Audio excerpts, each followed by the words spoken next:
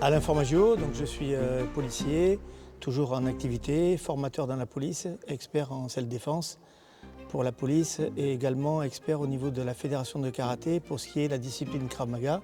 Je suis 7e dan et j'ai organisé à la fédération de karaté les compétitions techniques, les compétitions combat-défense, couteau-bâton et les compétitions en cage de combat libre, façon Krav Maga, pour donner du réalisme aux compétitions.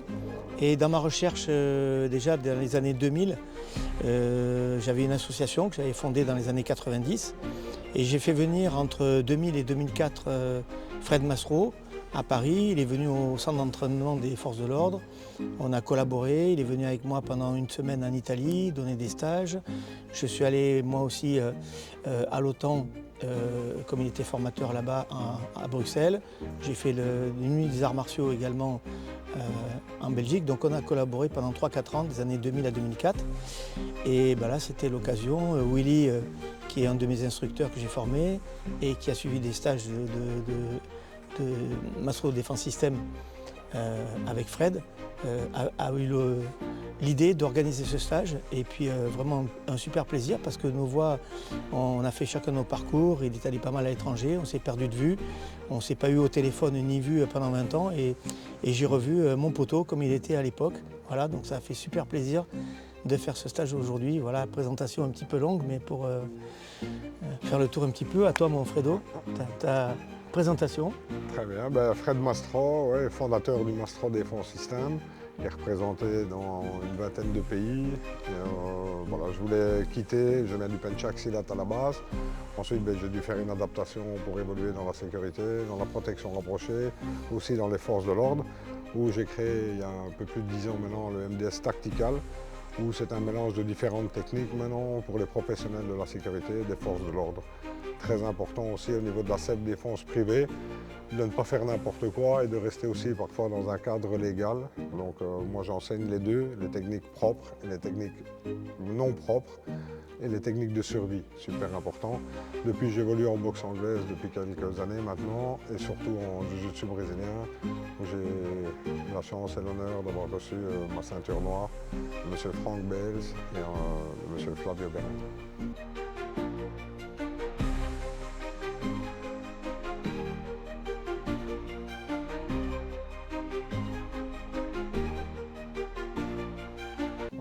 Mais à ce niveau-là, pour moi, c'était une belle expérience parce que là, je faisais que du Penchak Silat à ce moment-là, avec beaucoup de techniques un peu farfelues, donc il faut juste l'admettre, l'évolution. Et Alain m'avait déjà fait la remarque à ce moment-là. C'est pour ça que j'ai toujours eu un très bon rapport avec lui, une collaboration, parce que c'est des remarques constructives et des critiques constructives.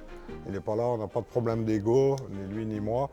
On n'a pas de problème de tout ça. Et puis ben, se retrouver là 20 ans après, comme j'ai dit hier soir, devant une bonne petite table, un bon morceau de viande, je dis tu verras demain, c'est de parler de l'évolution.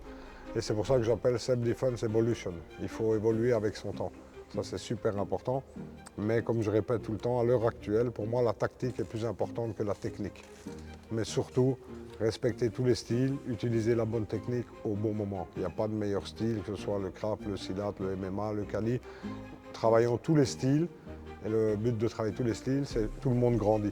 Tout le monde est toujours le plus fort dans son club avec ses élèves. Une fois qu'on va voir ailleurs ce qui se passe, mais on se rend compte qu'on est loin d'avoir la vérité. Et c'est pour ça que moi je suis encore élève de boxe anglaise, de jiu-jitsu brésilien, de tous les domaines. Si j'ai des trucs de craft à prendre, je les prends aussi. C'est super important de travailler dans une ouverture d'esprit et dans le respect. Après le reste, la réalité, ça reste sur le terrain. J'évolue en sécurité privée depuis bientôt 30 ans. Donc j'ai été portier pendant plus de 25 ans. En déplaise à certains, il suffit de venir, comme je dis souvent, de venir en Belgique, on fera le tour des boîtes, ils verront bien. Voilà, donc j'évolue en sécurité, la violence a vraiment évolué. Ça c'est ce que je voudrais vraiment dire. La violence a complètement changé. De toute façon, celui qui n'est pas conscient de ça à l'heure actuelle, c'est celui qui reste dans son fauteuil. Après, le dojo et la rue, malheureusement, c'est différent. Et nous, c'est de donner des éléments aux gens pour leur apprendre à survivre et non pas à combattre. Si vous voulez combattre, vous prenez des gants, vous allez sur un ring ou dans une cage, et là, ça s'appelle du combat. Ce que nous, on enseigne, c'est pas meilleur que le combat. C'est une approche pour aider les gens dans des situations urbaines actuelles. Et je pense que malheureusement, la violence ne va pas en diminuant. On le constate chaque jour. Et de là, je pense qu'à l'heure d'aujourd'hui, on est beaucoup plus proche, beaucoup plus parallèle au niveau de la tactique, au niveau de la technique, qu'il y a quelques années où chacun voulait montrer ou imposer son style ou imposer sa personnalité. On a la chance d'avoir dépassé ça et de le prouver aujourd'hui avec les stagiaires. Et ce qui compte, c'est qu'ils aient passé un bon moment. Et surtout de retrouver Alain après toutes ces années où on a quand même eu des super bons moments, autres que techniques. Ça, c'est super important. Et ceux qui me connaissent dans les stages, ils disent la technique, je m'en fous, c'est l'humain avant. Et voilà, un con restera un con. Qu'il soit le meilleur dans n'importe quel style, un con restera un con. Alors moi, un petit peu comme Fred, pareil. Donc comme il a dit, déjà à l'époque, bien sûr avec diplomatie, lui expliquer qu'il était super rapide, mais par exemple s'il empruntait des lignes droites, il irait plus vite qu'en faisant des arcs de cercle. Et donc il a eu l'intelligence de ne pas dire ah ben non, moi ma technique c'est la meilleure. On dit ah ouais, et puis quelque part on s'est dit ben tiens, à l'époque il y a 20 ans, on se dit on va monter un système de Craft-Silat, ok, parce que moi je vais lui piquer 2-3 gris-gris. Et comme je dis à mes élèves, ouais, tu crois ça vaut le coup? Je dis ça vaut le coup. Déjà, c'est un super gars, venez, venez. Et même s'il y a 30 techniques que vous n'arrivez pas à faire, s'il y en a 3 qui vous ont plu, eh bien, vous récupérez ces 3 et vous les prenez dans votre bagage technique, c'est toujours ça de prix. Et pareil, je pense d'abord à la tactique qui est plus importante que la technique. Après, il y a des concepts. Et moi, je suis par rapport à la question de l'évolution. Oui, j'ai voulu prolonger, ça fait 10 ans que je devrais être à la retraite de la police, je suis toujours en activité, j'ai 45 ans de police, je suis toujours actif, je vais de temps en temps sur le terrain, pas très souvent, je suis plus en stand de tir, en dojo pour la police, mais pour entraîner des policiers. C'est-à-dire quand on entraîne des policiers, on ne peut pas vendre du rêve. C'est pas un couteau en caoutchouc, c'est des vrais qu'ils ont dans les banlieues. C'est des vrais racailles avec des vraies agressions et des vraies armes à feu, des vrais couteaux, des vrais bâtons. Et il n'y a plus de respect comme il y avait 40 ans du bleu, de la police. Donc il faut aller à la maillotche, il ne faut pas faire n'importe quoi. Et j'aime bien utiliser les retours d'expérience. Donc comme je suis un passionné et j'ai du temps que je donne à ma passion, j'essaye d'analyser toutes les caméras embarquées, toutes les vidéosurveillances qui me viennent du monde entier. J'ai eu la chance d'aller au Brésil former les forces spéciales. Les gars, ils m'envoient tout ce qui se passe au Brésil, au Mexique. C'est un truc de fou. On n'imagine même pas ici en France. Mais en France, on a des images aussi.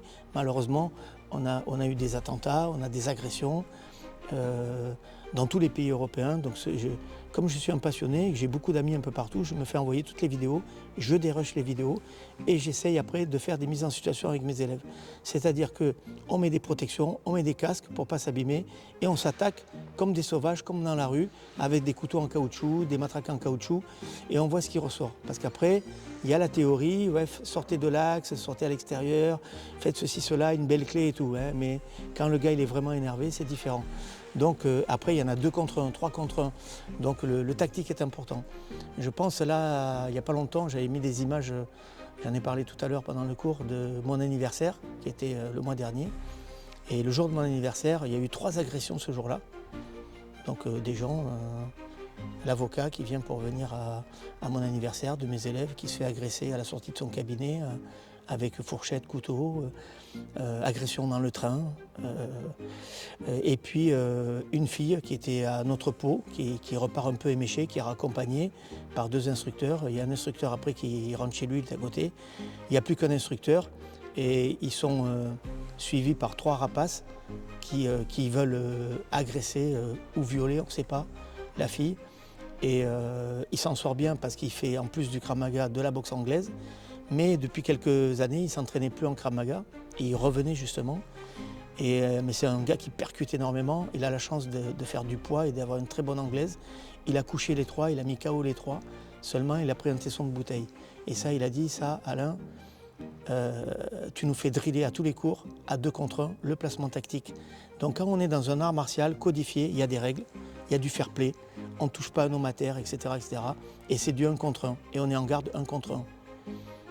Là, il a une bonne anglaise, il a défoncé les gars, mais le gars qui était sur le côté, il n'a pas attendu qu'ils finissent, il a agressé en même temps. Et les 3 l'ont agressé en même temps. Et il a pris un coup de bouteille avec 20 points de suture sur le visage, il a réussi à neutraliser les 3, mais si ça avait été un couteau, il serait peut-être plus là aujourd'hui.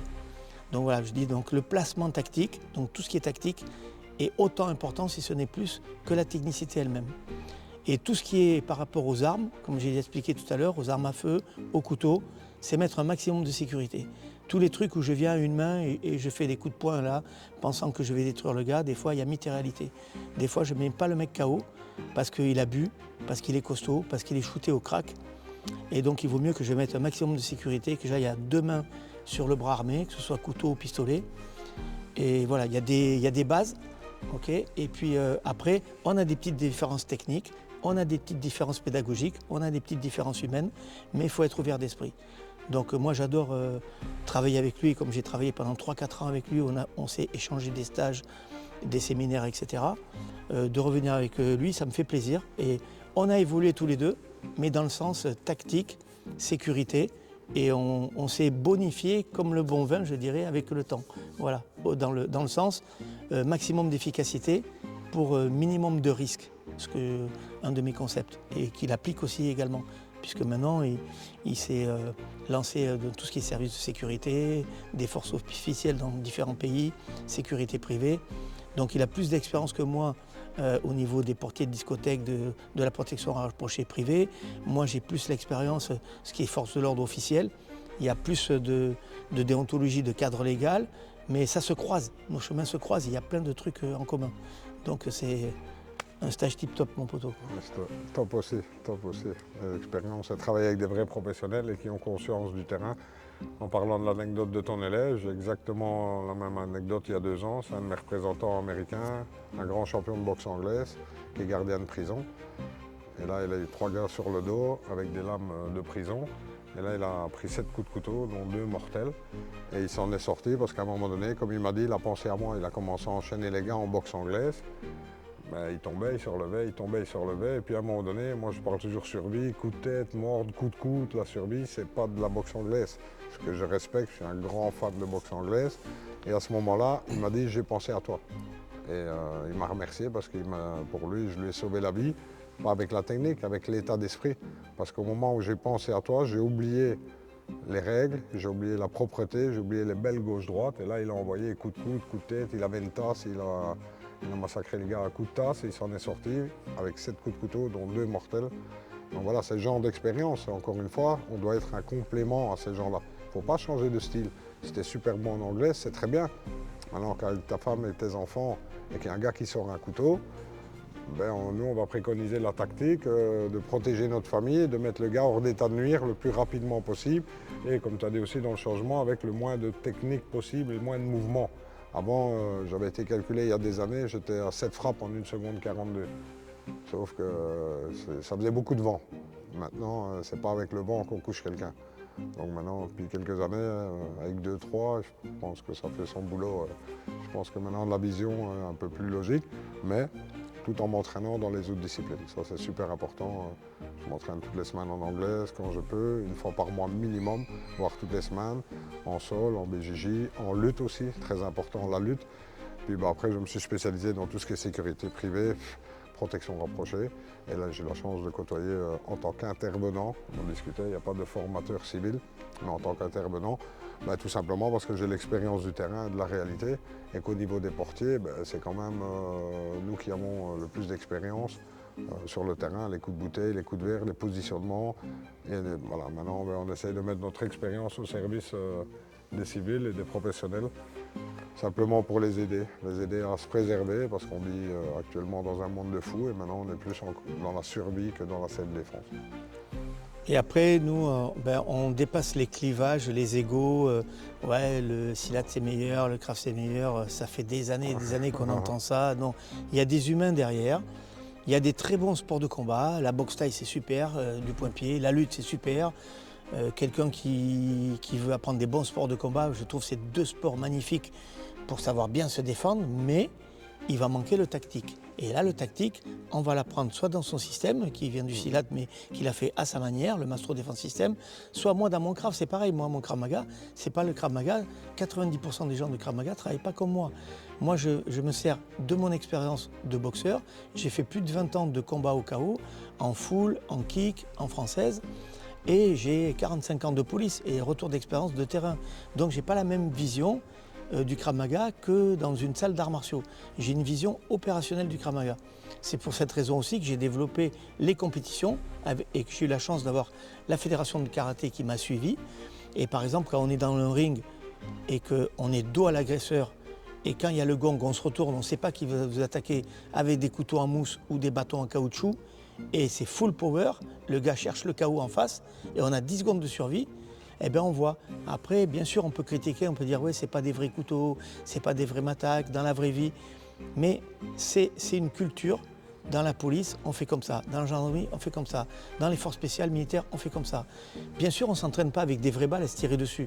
On s'entraîne avec des six-munitions, avec des balles colorantes. Quand on s'entraîne à faire des débarquements de voitures en protec, à tirer, etc., quand on s'entraîne à faire des placements tactiques pour sortir un gars d'un véhicule ou interpeller quelqu'un dans la rue, avec des couteaux, qu'on joue le malfrat, on ne joue pas avec des vrais couteaux, on joue avec des couteaux en mousse. Et bien là, c'est pareil. La compétition, c'est quelque part, c'est une simulation. Hein, et pareil dans la cage, bah oui, alors le MMA c'est meilleur, non c'est ci qui est meilleur. Non, on ne fait pas de clivage, ok. Là, on ne fait pas que de l'art martial pour ne pas être critiqué à dire on fait des washi-washa, on fait des clés mais dans la rue ça ne marche pas. Eh bien, les élèves, ce n'est pas tous les élèves, mais on propose d'aller dans une cage. Eh bien, on fait du MMA avec une cage, avec un hexagone, mais on leur dit full power et vous tapez toute zone. Donc il n'y a pas de frappe interdite de coquille, il n'y a pas de coup de tête interdit, on fait tout. Okay, et donc là, bien sûr, ça reste un combat. Il y a quand même des règles, on est obligé, hein, parce que c'est organisé par une fédération délégataire, donc on ne peut pas faire n'importe quoi. Mais on essaie d'avoir le minimum de règles, mais pour préserver l'intégrité physique des intervenants, mais on essaie d'avoir un réalisme. Donc on propose avec la fédération donc ces compétitions. Et d'ailleurs, il y a des gars de chez Mastro qui sont venus en France faire les compétitions, alors que c'est une compète de Krav, donc vous voyez l'esprit ouvert qu'il a, et il envoie ses lieutenants faire ces compétitions-là. Donc on est sur la même longueur d'onde, on veut du réalisme.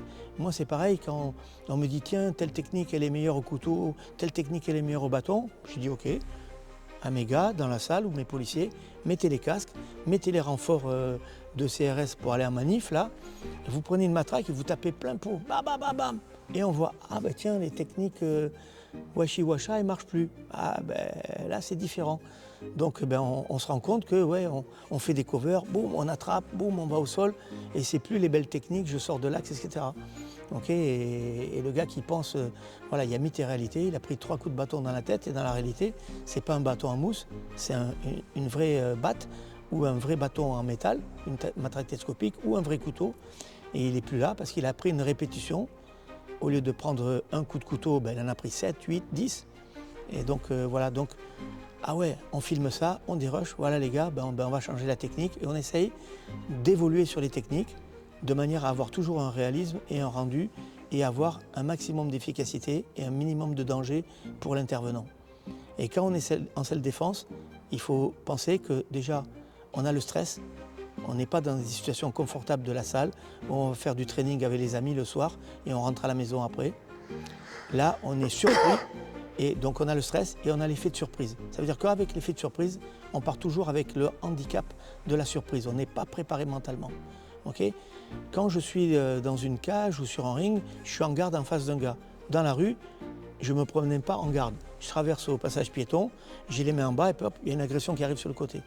Un poing, un pied, un couteau, un matraque. Donc il faut avoir une vision à 360 degrés et travailler avec l'effet de surprise. Et les gens par exemple qui disent « ouais, la parade compte elle ne marche pas dans la rue ». Le cerveau, il ne peut pas faire 2 choses en même temps sous stress. Il se protège et après il se défend. Voilà. Et puis la tactique. Donc, moi, je fais évoluer mes techniques de Krav Maga comme ça. J'appelle toujours Krav Maga, même si ce n'est pas le Krav Maga originel. Ça reste sur les fondamentaux du Krav Maga. D'ailleurs, les 3 règles de base du Krav Maga, le minimum de vitesse, minimum de risque et maximum d'efficacité, c'est mes maîtres mots. Donc, je suis toujours dans le Krav Maga. Mais je fais évoluer les techniques, comme Fred les fait évoluer également. Donc, ça me fait plaisir de voir qu'il a évolué. Il a vu que j'ai évolué aussi. On continue à évoluer. Et on ne va pas attendre 20 ans peut-être pour refaire un stage. Hein, ouais. Parce que sinon, on va les faire en béquille, en fauteuil roulant. Hein. Voilà, donc, important aussi de dire, dans tout ce qui est sport de combat, ils sont préparés. On sait qui on va combattre. Bien souvent, ils vont voir les vidéos des autres pour attraper une tactique. Et le but, c'est de construire un combat. C'est pour ça qu'il y a autant de rounds, pour pouvoir avoir l'occasion de construire le combat. Nous, c'est l'inverse. C'est de déconstruire le combat et qu'il n'ait pas lieu. Moi, j'apprends à mes élèves à éviter le combat et pas à combattre. Tout en respectant encore une fois toutes les autres disciplines. Et je m'entraîne dans les autres disciplines. J'invite des profs de boxe, boxe thaï, de kick. Et ça, c'est super important. Ce qui compte, c'est ce qu'on apporte aux gens et les affiches et la réalité. Ça, c'est super important. Il faut bosser toutes les disciplines et respecter tout le monde. C'est la fusion des deux, des sports de pied-point, du sol et de la self. Pour moi, c'est le meilleur mix pour être conscient de ce qui se passe. Ça, c'est super important. Pourquoi que les policiers, les gardes du corps, on tire beaucoup? Pourquoi? Parce que le jour où on aura besoin, on espère que notre entraînement pourra permettre de répondre à telle ou telle situation. Les gens du MMA s'entraînent en MMA pour répondre à une situation précise, à un moment donné précis, avec des données précises. Dans la rue, on n'a pas ces situations-là. J'étais portier des années, quand ça part en live, quand ça part en sucette, à l'intérieur, il fait noir, il y a de la musique, il y a du liquide par terre, on ne voit pas les gars. Quand ça part à la porte, c'est la même chose, ce sont deux endroits différents. Donc connaître tous les domaines, connaître toutes les disciplines, ça c'est super important. Et à ce niveau-là, bien sûr, que le Krav Maga au niveau tactique et stratégique est bien sûr très intéressant et super important de l'étudier. Des principes, comme j'explique, la tactique avant la technique. On a passé oui, et là, ce que je disais tout à l'heure dans le cours, là, et tu as vu le film également, moi aussi, on est des passionnés, on a des films qui arrivent, et mes amis brésiliens m'avaient envoyé ce film-là de champion du monde de Jiu-Jitsu brésilien, champion du Brésil de MMA, et le gars, il est menacé avec un pistolet, et il reste dans sa spécialité, comme s'il était dans la cage, quoi. Il part en double leg, il fait un ramassement de jambes, et il part au sol alors qu'il est braqué avec une arme à feu. Donc le gars, il réussit son double leg, il l'emmène au sol, mais il prend une balle au sol, il se relève, il lui en met deux dans la tête. Donc le gars est décédé, donc un champion du monde décédé face à une arme à feu. Donc soit on fait le canard, on fait rien, on peut dialoguer, mais si jamais on doit faire quelque chose, c'est en cas d'extrême urgence, parce que l'arme à feu ou le couteau sont très dangereux, on sait qu'on a une chance sur deux d'y passer, donc on ne prend pas le risque. Si on peut négocier ou fuir, on le fait, mais si jamais il avait pas pu faire autrement et c'était pas le cas sur les images, il aurait pu, je pense, négocier, mais là, il faut aller sur le bras armé. Et pas question d'aller dans les jambes, alors que le danger vient des mains. Donc voilà, il y a des concepts qui ne sont pas appris dans les arts martiaux traditionnels ou les sports de combat, parce que c'est un contre un et c'est avec des règles. Donc nous, on essaie d'avoir une vision globale. Certes, le MMA sert pour la self-défense, certes le JJB sert la boxe thaï, la lutte, etc. C'est des très bons sports, mais c'est un contre un et avec des règles. Là, on peut mettre les doigts dans les yeux, on peut frapper au parti, on peut mordre, on peut être agressé avec des tessons de bouteille, etc. Donc il faut avoir des concepts, dire là quand il y a une menace, il y a un couteau ou une arme à feu, si jamais je dois intervenir, c'est les deux mains sur le bras armé, c'est pas je vais aller attraper une jambe. Ouais, donc voilà, donc ça fait partie quelque part de la tactique tout ça. Et on est dans le même esprit tous les deux.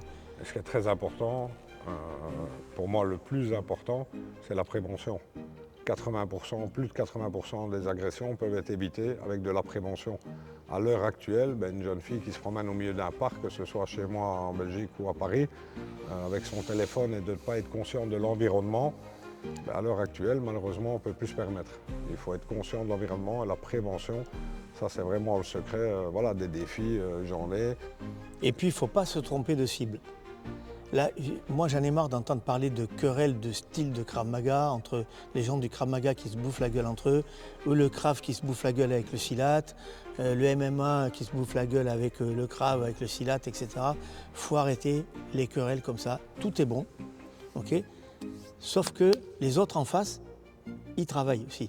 Donc, nous, du bon côté de la barrière, il faut arrêter. Ce n'est pas la guerre entre nous, c'est la guerre d'en face qui arrive. Donc nous, on est là pour s'échanger, comme on a fait là. S'il peut me piquer 2-3 techniques aujourd'hui, si je peux lui piquer 2-3 techniques, je vais me bonifier. Tiens, j'ai vu un truc de Fred là, au sol, tac. Moi, je ne suis pas très sol et tout. Lui, il a eu la chance de faire des stages et une ceinture noire avec Rickson Gracie, c'est pas n'importe qui. Il a des bons trucs. Aux États-Unis, ils ont développé des trucs de rétention d'armes, etc., des trucs d'arrestation basés sur le JJB. Bon, il y a des bons trucs, si je peux le piquer, mais je vais lui piquer 2-3 trucs.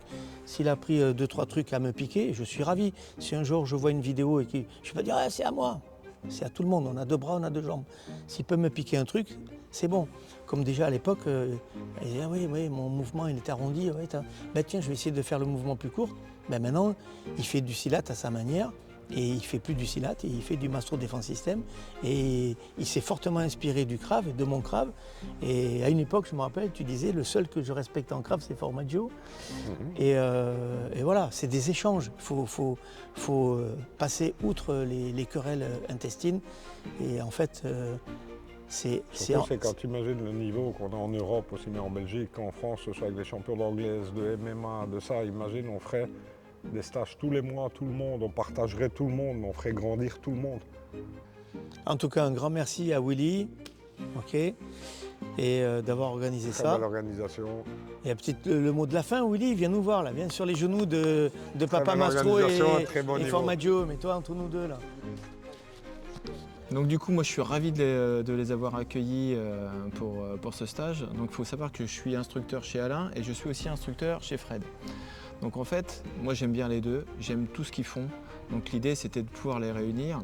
Et je ne savais pas que c'était vu il y a 20 ans, je ne savais pas tout ça à l'époque. Mais je piochais, comme ils disent, on pioche chez les uns et les autres et l'idée c'est de progresser, de toujours évoluer, pas de toujours rester enfermé de son côté et se dire qu'on est les meilleurs.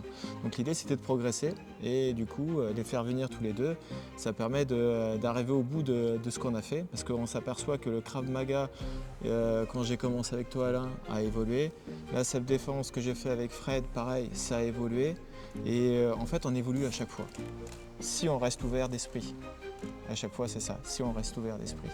Donc en tout cas, merci messieurs d'être venus. Merci à toi. Donc moi, je suis ravi, super ravi de vous avoir eu. Super gars, très important.